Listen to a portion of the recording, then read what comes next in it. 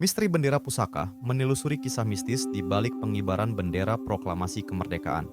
Pagi itu, 16 Agustus 1945, Jakarta dalam keadaan tegang.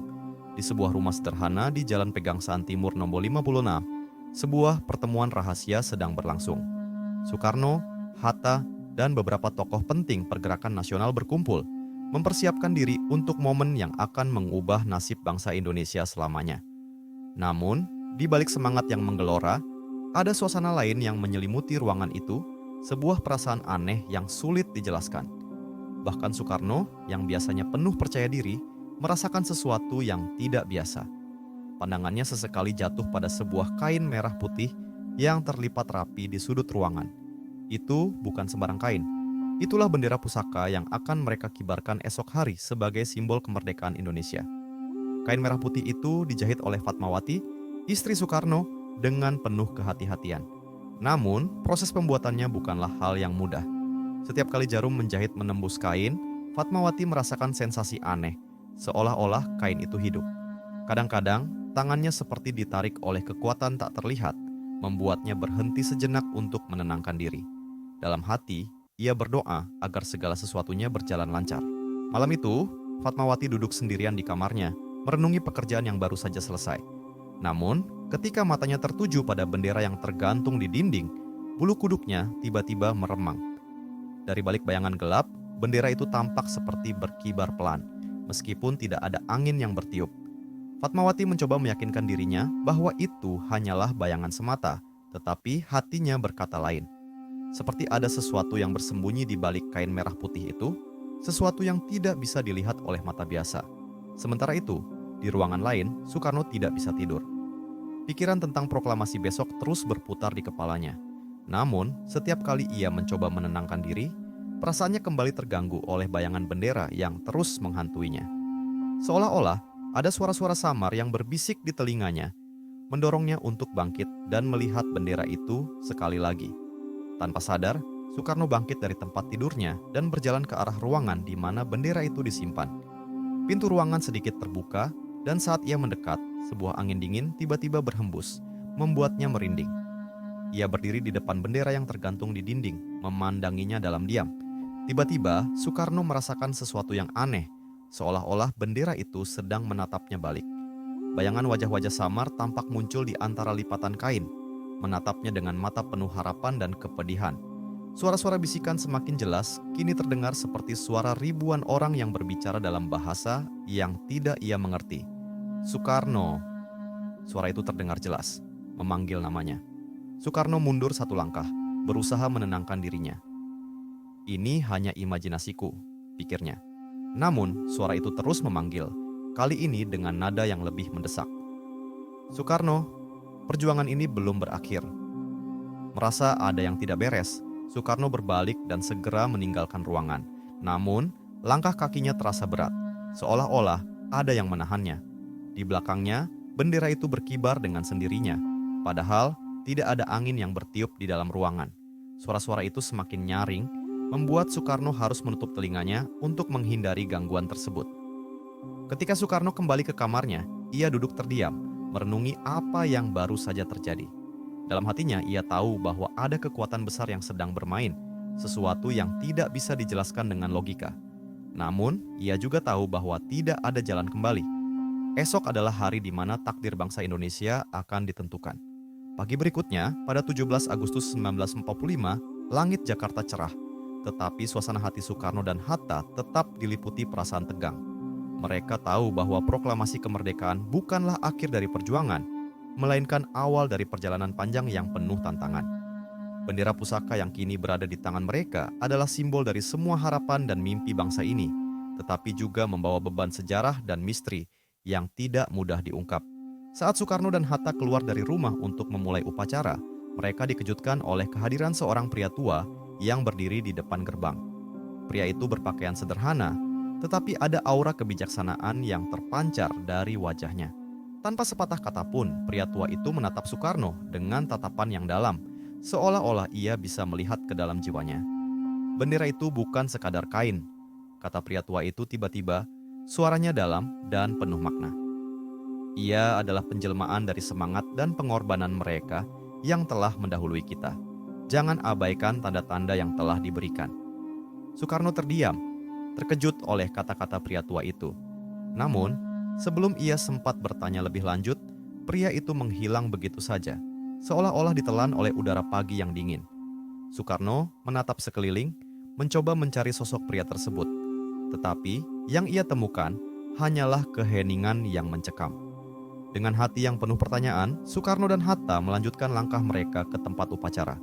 Saat bendera mulai dikibarkan, angin tiba-tiba bertiup kencang, membuat kain merah putih itu berkibar dengan gagah. Namun, di balik kegagahan itu, Soekarno kembali merasakan kehadiran yang aneh, sesuatu yang tidak bisa ia jelaskan, tetapi jelas terasa. Pada saat itulah, ia menyadari bahwa perjuangan mereka bukan hanya melawan penjajah, tetapi juga melawan kekuatan-kekuatan tak terlihat yang berusaha menjaga dan melindungi tanah air ini. Bendera pusaka yang berkibar di hadapannya adalah bukti bahwa kemerdekaan ini diperoleh dengan tidak mudah dan akan terus dijaga oleh mereka yang telah berkorban, meskipun mereka tidak lagi berada di dunia ini. Setelah bertahun-tahun berlalu, bendera pusaka tetap menjadi simbol kemerdekaan Indonesia. Setiap tanggal 17 Agustus, bendera itu dikibarkan di Istana Merdeka dengan penuh khidmat. Namun, di balik setiap pengibaran, cerita mistis tentang bendera itu tetap hidup dan diwariskan dari generasi ke generasi. Para petugas yang bertugas di istana seringkali bercerita tentang keanehan yang mereka alami saat menjaga bendera itu. Suara-suara langkah kaki yang terdengar di tengah malam, bayangan yang bergerak di sekitar tempat penyimpanan bendera, dan hembusan angin dingin yang tiba-tiba terasa meskipun semua jendela tertutup rapat. Semua ini menjadi bagian dari misteri yang menyelimuti bendera pusaka. Pada suatu malam yang sunyi, beberapa hari sebelum upacara kemerdekaan, seorang penjaga malam yang baru ditugaskan di istana mengalami kejadian yang tak akan pernah ia lupakan. Saat sedang berpatroli di sekitar ruang penyimpanan bendera pusaka, ia merasakan ada yang tidak beres. Langkahnya tiba-tiba terhenti ketika ia mendengar suara samar yang berasal dari dalam ruangan. Perjuangan ini belum selesai. Suara itu terdengar jelas, membuat bulu kuduknya meremang. Dengan hati-hati, ia membuka pintu ruangan dan melihat ke dalam. Di sana, dalam cahaya remang-remang, ia melihat bendera itu berkibar pelan, meskipun tidak ada angin yang bertiup. Di sekitar bendera, bayangan-bayangan samar tampak bergerak, seolah-olah ada sosok-sosok tak kasat mata yang sedang menjaga bendera tersebut. Penjaga itu tertegun, tubuhnya membeku oleh ketakutan dan kekaguman. Ia mencoba untuk melangkah mundur, tetapi kakinya terasa berat, seolah-olah ada kekuatan yang menahannya di tempat. Suara-suara itu terus terdengar, kali ini lebih jelas, seolah-olah ribuan orang berbicara dalam satu suara, mengingatkan bahwa perjuangan kemerdekaan ini bukanlah akhir, melainkan awal dari tugas yang lebih besar. Dengan sisa-sisa keberanian yang ada, penjaga itu akhirnya berbalik dan berlari keluar dari ruangan, meninggalkan bendera yang terus berkibar dengan tenang. Sesampainya di luar, ia terengah-engah, mencoba memahami apa yang baru saja ia alami. Namun, ia tahu satu hal pasti, bendera itu tidak hanya sekadar simbol, tetapi juga sebuah pengingat akan semangat dan pengorbanan yang telah diberikan oleh mereka yang telah mendahului kita. Keesokan harinya, cerita tentang pengalaman penjaga malam itu tersebar di kalangan staf istana. Beberapa di antaranya mengangguk mengerti, mengingat kembali cerita-cerita lama yang pernah mereka dengar dari para senior. Bendera pusaka memang selalu dianggap istimewa, bukan hanya karena sejarahnya, tetapi juga karena aura mistis yang selalu menyelimutinya. Pada upacara kemerdekaan tahun itu, saat bendera pusaka dikibarkan, suasana terasa lebih khidmat dari biasanya. Semua yang hadir seolah-olah merasakan kehadiran tak kasat mata yang menjaga dan memberkati momen itu. Langit yang tadinya cerah mendadak berubah menjadi mendung dan angin kencang tiba-tiba bertiup, membuat bendera itu berkibar dengan gagah. Namun, di balik semua itu, ada perasaan yang tidak bisa dijelaskan dengan kata-kata, sebuah perasaan bahwa bendera ini membawa semangat yang tak pernah padam dan akan terus menjaga Indonesia selamanya. Ketika upacara berakhir dan bendera kembali dilipat dengan penuh hormat, para petugas istana menyadari bahwa mereka bukanlah satu-satunya yang berada di sana. Mereka merasa ditemani oleh roh-roh para pahlawan yang telah berjuang demi kemerdekaan.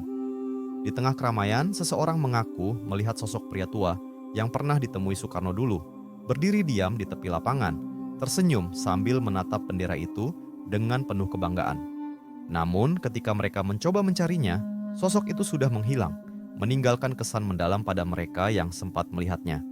Bendera pusaka pun disimpan kembali di tempat yang aman, dijaga dengan penuh penghormatan, sebagai simbol abadi dari semangat perjuangan bangsa Indonesia. Bendera itu, meskipun hanya sehelai kain, telah menjadi saksi bisu dari perjalanan panjang bangsa ini. Di balik tiap lipatannya, tersembunyi kisah-kisah pengorbanan, keberanian, dan cinta tanah air yang tak ternilai. Dan setiap kali bendera itu dikibarkan, ia membawa serta semangat para pahlawan yang terus hidup, menjaga dan melindungi tanah air ini dari segala ancaman, baik yang terlihat maupun yang tak kasat mata. Di akhir cerita ini, kita diingatkan bahwa kemerdekaan bukanlah sesuatu yang datang dengan mudah, melainkan hasil dari perjuangan panjang yang melibatkan tidak hanya manusia, tetapi juga kekuatan-kekuatan lain yang ada di alam ini. Bendera pusaka akan terus menjadi simbol kekuatan dan semangat bangsa Indonesia, melindungi kita dengan kehadiran yang tak terlihat, namun selalu ada di setiap detik perjuangan. Masih ada banyak cerita-cerita menarik lainnya, gabung dengan channel Titik Teka-Teki. Subscribe sekarang dan tonton terus cerita horor misteri dengan Teka-Teki seru setiap hari.